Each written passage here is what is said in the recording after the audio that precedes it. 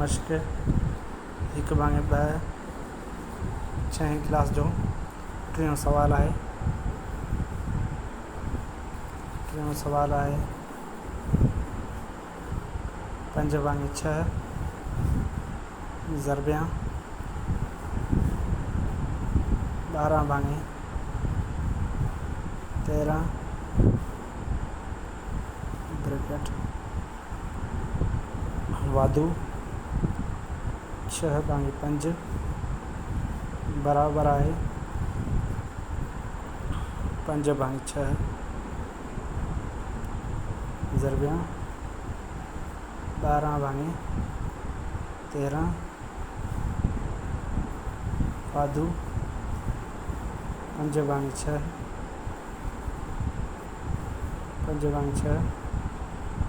ज़रबिया 6 भाङे 5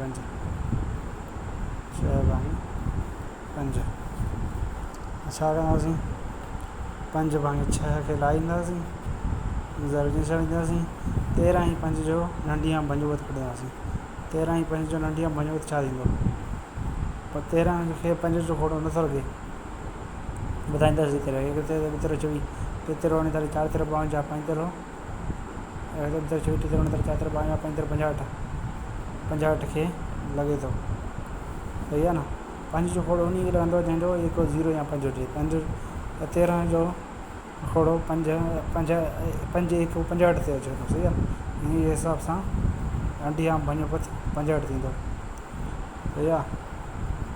हाणे 13 खे घणा दफ़ा लॻे थो 65 खे 1 24 13 39 4 13 52 35 65 5 सां 12 खे ज़रब ॾींदासीं 5 12 60 खे हाणे 60 वाधू जी निशानी आहे 5 घणा दफ़ा लॻे थो 65 खे 1 5 5 10 5 50 13 दफ़ा लॻे थो 13 76 78 बराबर आहे 5 भाङे 6 हाणे ॾिसां कहिड़ो बि खोड़ो हुजे जे हेठियां हंध ते बि लॻे मथे हंध ते बि लॻे 6 हिन खे पाण खे 1 दफ़ा हिन खे 2 दफ़ा सही आहे 5 10 13 वाधू 6 पाण खे 1 दफ़ा हिन खे 1 दफ़ा 6 पाण खे 5 पाण खे 1 दफ़ा हिन खे 1 दफ़ा 1 खां 1 सही आहे 1 भाङे 1 हाणे असां 5 भाङे 6 ज़रबिया 78 ऐं 60 खे वाधू कंदासीं घणा थींदा 8 0 8 7 6 13 भाङे 65 हाणे असां आंदासीं इन जो खोड़ो कढंदासीं 13 घणा दफ़ा लॻे थो एलसीएम 13 आयो सही आहे 13 खे घणा दफ़ा लॻे थो 1 दफ़ा लॻे थो इन खे असां ज़रब कंदासीं ईंदो 10 वाधू निशानी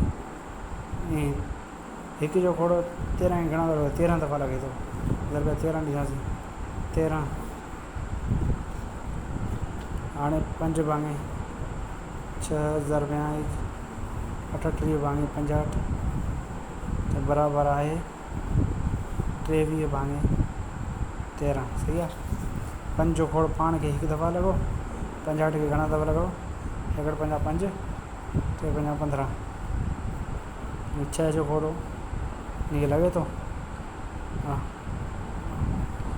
12 लॻे थो सही आहे घणा दफ़ा लॻे 6 जो खोड़ो पाण खे 1 दफ़ा 2 6 12 1 हेॾे 3 6 करणा 23 हाणे 23 भाङे 13 हेॾे बि बराबर आहे 23 भाङे 13 ही पंहिंजो जवाबु